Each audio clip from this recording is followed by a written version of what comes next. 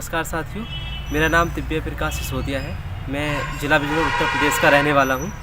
मैंने यूपीपीसीएस 2018 की परीक्षा में कॉमर्शियल टैक्स डिपार्टमेंट में 16वीं रैंक हासिल की है, जिसके तहत मुझे असिस्टेंट कमिश्नर का पद प्राप्त हुआ है। मैं हिंदी माध्यम का छात्र हूं और मेरा जो वैकल्पिक विषय रहा है वह इतिहास रहा है। तो आज मैं इस लेक्चर में आपको इतिहास विषय से संबंधित वैकल्पिक विषय के रूप में इतिहास को हम कैसे पढ़ें और कैसे हम इतिहास विषय के साथ अच्छे मार्क्स लेकर आएँ, तो उस पर मैं चर्चा करूँगा। और ये पूरी चर्चा मेरे खुद के अनुभव पर आधारित होगी। हो सकता है कि आपके काम में अनुभव आए, नहीं तो आप अपने हिसाब से इसको मॉडिफाई कर लीजिएगा। देखिए, पहली बात तो यह है कि इतिहास विषय जो है वो एक ऑप्शनल के रूप में चुनना इसलिए भी लाभकारी है क्योंकि ये जो आपका जीएस का फर्स्ट पेपर है उसमें भी आपको हेल्प करेगा। साथ साथ आप ऐसे में भी इसका कहीं ना कहीं ऐतिहासिक घटनाएँ ऐसी होती हैं जो आप उनका यूज कर सकते हैं। तो जैसा कि यूपीपीसीएस की बात करें तो जो वैकल्पिक विषय होता है इतिहास, तो उसमें 2 पेपर आते हैं, 200-200 मार्क्स के होते हैं। प्रत्येक प्रश्न पत्र में आपको 2 खंड में प्रश्न पत्र आपका बटा हुआ होता है। जैसे पहले प्रश्न पत्र की मैं बात करूं तो पहले प्रश्न पत्र में 2 खंड होंगे, पहला खंड और दूसरा खंड। इसमें आपको प्राचीन भारत और मध्यकालीन भारत से संबंधित प्रश्न देखने को मिलेंगे। प्रत्येक खंड में से आपको प्रश्नों का चुनाव करना होता है। प्रत्येक खंड में आपको 4-4 प्रश्न दिए होंगे और उन 4 प्रश्नों के भी 3-3 सब क्वेश्चन होंगे। तो आपको 4 में से कोई 3 क्वेश्चन या 2 क्वेश्चन और सेकंड पार्ट में से भी 4 में से 3, कुल मिलाकर आपको 5 प्रश्न अटैम्प्ट करने होते हैं। तो इस हिसाब से आपको देखें तो आप 9 और 6 के रेशियो में उसको बांट सकते हैं कि आपको अगर आप पहले सेक्शन में से 9 प्रश्न करते हैं तो बाद में दूसरे से आपको 6 करने पड़ेंगे, और अगर पहले में 6 करते हैं दूसरे में आपको 9 करने पड़ेंगे। तो वो आपके ऊपर है कि आप किन प्रश्नों का चुनाव करते हैं। तो पहले प्रश्न पत्र में प्राचीन भारत और मध्यकालीन भारत आपको आएगा। तो देखिए, इतिहास का जो वैकल्पिक विषय के रूप में अगर इसकी बात करें तो जैसा आप जीएस के रूप में पढ़ते हैं, थोड़ा और आपको ढंग बदलना पड़ता है जब आप ऑप्शनल के रूप में तैयारी करते हैं। यूपी लोक सेवा आयोग में नौकरी पाने का सुनहरा अवसर। पढ़े भारत के टॉप एजुकेटर्स के साथ और पाए कंप्लीट स्टडी मटेरियल एक ही ऐप पर। Download entry now. जैसे कि मैं अपना बताऊं तो प्राचीन भारत के कुछ टॉपिक होते हैं, जैसे ताम्रपाषाण कालीन संस्कृति हुई, हड़प्पा कालीन सभ्यता हुई, और वैदिक युग हुआ, मौर्य काल हुआ, मौर्योत्तर काल हुआ, गुप्त काल हुआ। इस तरह के जो ये मेन टॉपिक हैं, आप इनको पूरा कंप्लीट करके जाइए। और मैं आपको ये सजेस्ट करूँगा कि आप इन क्वेश्चनों को फॉर्मेट के रूप में तैयार कीजिए। जैसे कि अगर आपको क्वेश्चन बनाना है कि आपको वैदिक युग आपको कंप्लीट करना है, तो आप वैदिक युग का एक फॉर्मेट तैयार कीजिए कि वैदिक युग की सभ्यता क्या थी, मतलब वहाँ का समाज कैसा था, वहाँ की संस्कृति कैसी थी, कैसे वो हड़प्पाकालीन लोगों से अलग थे, कैसे उनका जो रहने सहने का तरीका था। मतलब इस तरह की आप एक बेसिक अंडरस्टैंडिंग की अप्रोच अपने अंदर जो है आप गेन कीजिए, उससे आपको बहुत बेनिफिट होगा। और मध्यकालीन भारत में आपको सल्तनत के साथ साथ आप मुग़ल भी देखिए, राजपूत जो हमारे साम्राज्य थे उनको देखिए, उधर महाराष्ट्र में शिवाजी देखिए, दक्कन के साम्राज्य देखिए। तो इस तरह से आपको, और आप एक काम और कीजिएगा, सिलेबस के साथ साथ आप पिछले कुछ वर्षों के प्रश्न पत्र भी देखिए। उससे आपको ये आइडिया लगेगा कि कैसे प्रश्न जो होते हैं उनको कहाँ से प्रश्न आ रहे हैं लगातार, किन टॉपिक को लगातार कवर किया जा रहा है। हो सकता है कि टॉपिकों से प्रश्न जो पूछे गए हैं वो अलग हों, लेकिन टॉपिक वही हो मिलेंगे आपको। जैसे हड़प्पा सभ्यता, हो सकता है कि लास्ट स्टेप पूछ लिया गया हो कि हड़प्पा सभ्यता का नगर नियोजन कैसा था। इस बार पूछ सकता है कि हड़प्पा सभ्यता किन मायनों में वैदिक संस्कृति से अलग थी। तो आपको कहीं ना कहीं टॉपिक वही मिलेंगे, बस आपको एक नॉलेज, उनका अप्रोच ऐसा करना है आपको कि आप वैदिक युग या हड़प्पाकालीन सभ्यता कुछ पढ़ रहे हैं तो उसका एक अप्रोच आपके अंदर हो, आपको पता हो कि कैसे उस समय का समाज था, संस्कृति थी, राजनीति थी, ये सब चीज़ आपको पता होनी चाहिए। तो आप एक अप्रोच को लेकर पढ़िए, एक अप्रोच को फॉलो कीजिए, आप इतिहास की अंडरस्टैंडिंग खुद के अंदर विकसित कीजिए।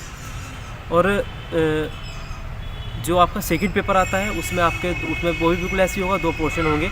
उसमें आपको आधुनिक भारत और विश्व इतिहास मिलेगा।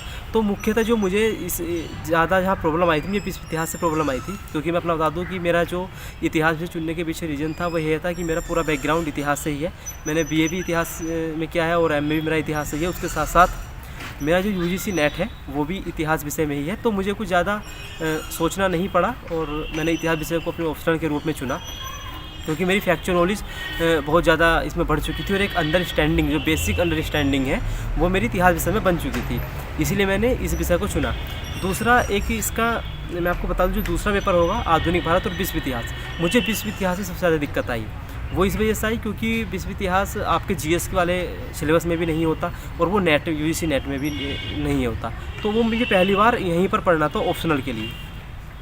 तो उसमें मैंने क्या किया, मैंने ये किया, देखो मैं आपको कोई बनावटी चीज़ें नहीं बता रहा हूँ, जो मेरी वास्तविकता है, सच्चाई है, मैं आपके सामने वहीं रख रहा हूँ। विश्व इतिहास को मैंने ऑप्शनल पेपर आने तक कभी भी इस हिसाब से नहीं पढ़ा कि मेरा ऑप्शनल इतिहास है। मैं आपको सही बता रहा हूँ बिल्कुल, क्योंकि वो मैंने एक रणनीति के तहत क्रैक किया और रणनीति यह थी कि सेकंड पेपर में आधुनिक भारत भी आता है, ये मुझे पता था। तो मेरे पूरे जो मेरी रणनीति थी वह यह थी कि मैं 9 क्वेश्चन आधुनिक भारत से पकड़ूंगा, और वो क्योंकि आधुनिक भारत पर मेरी पकड़ अच्छी थी तो मैं उन्हें पकड़ने में कामयाब भी रहा।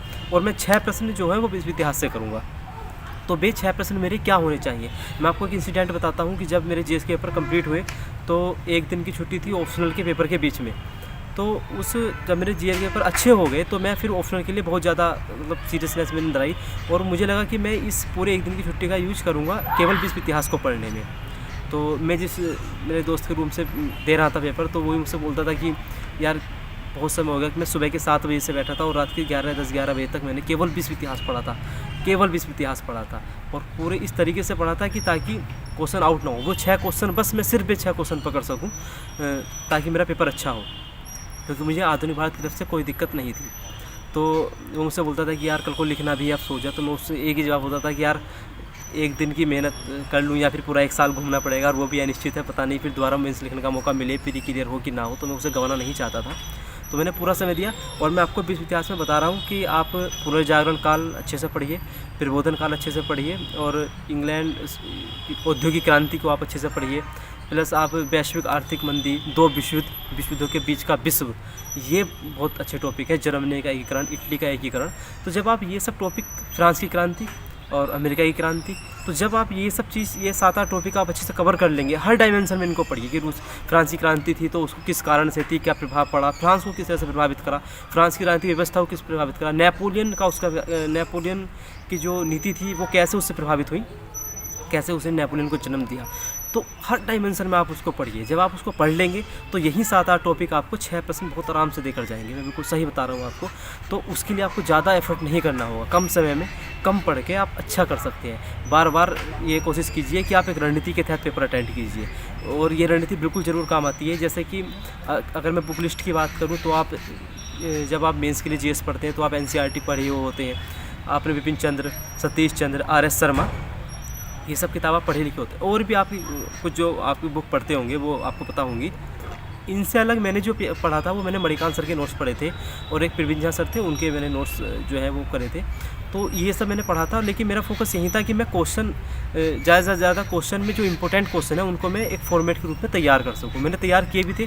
जैसे आप देखिए अलाउद्दीन की राजस्व नीति, वो लगातार क्वेश्चन बनते हैं। अकबर की राजपूत नीति, औरंगजेब, और जो आपका अकबर हैं, अशोक हैं, इनका तुलनात्मक अध्ययन पूछ देता है। तो आप वो सब चीज़ें पढ़ के चलिए और उनको फॉर्मेट के रूप में तैयार कीजिए। इतिहास पढ़ने का यही सबसे अच्छा तरीका है। आपको मुख्य गांधी जी को आप अच्छे तैयार कीजिए, आंदोलन अच्छे तैयार कीजिए, आंदोलन का क्या प्रभाव पड़ा, महिलाओं की क्या भूमिका थी। तो जब आप इस तरह से क्वेश्चन तैयार करेंगे तो आपका एक बेसिक अंडरस्टैंडिंग भी बनेगी, और आप इतने कॉन्फिडेंस में भी होंगे कि मैंने मेंस लिखने से पहले इतने क्वेश्चनों का फ्रेमिंग कर रख दी है, फॉर्मेट तैयार कर रखे हैं, मुझे बस लिखना है। यूपी लोक सेवा आयोग में नौकरी पाने का सुनहरा अवसर। पढ़े भारत के टॉप एजुकेटर्स के साथ और पाए कंप्लीट स्टडी मटेरियल एक ही ऐप पर। Download entry now. तो आप बिल्कुल निश्चिंत रहिए, और विश्व इतिहास की तरफ से आप जैसे मैंने बताया आप ऐसे कर सकते हैं। मैंने यही किया था, मैंने उसको पूरा स्टडी नहीं किया था, कुछ टॉपिक उठाए थे, कहीं इंटरनेट का सहारा लिया था कुछ टॉपिकों को समझने में। तो वैसे ही आप कर सकते हैं, क्योंकि आपको सिर्फ 6 क्वेश्चन पकड़ने, ये आप ध्यान रखिए। बाकी आपकी अपनी अंडरस्टैंडिंग हो सकती है। ये मेरा खुद का अनुभव था जो मैं आपसे शेयर कर रहा हूँ, इसमें कुछ बनावटी नहीं था, सब कुछ सच्चाई है, हकीकत है। आप अपने हिसाब से इसको मॉडिफाई कर सकते हैं, या जो आपकी रणनीति है आप उसको फॉलो कर सकते हैं। ठीक, तो इतिहास विषय में बस आप इतना ही कीजिए और अच्छे आप नंबर गेन करेंगे। बाकी आप लिखने में ये ध्यान रखिए कि ग्राफिंग का यूज़ कीजिए, जहाँ जहाँ स्ट्रक्चर बनाने हो, डायग्राम बनाने हो, वहाँ पर बनाइए, तो आपको ज़्यादा बेनिफिट इसका लगेगा। और हर प्रश्न हल करने की कोशिश कीजिए। तो इसके अगर आप ऐसे फॉलो करेंगे तो इतिहास विषय में ज़रूर आपके अच्छे मार्क्स आएंगे। बहुत बहुत धन्यवाद।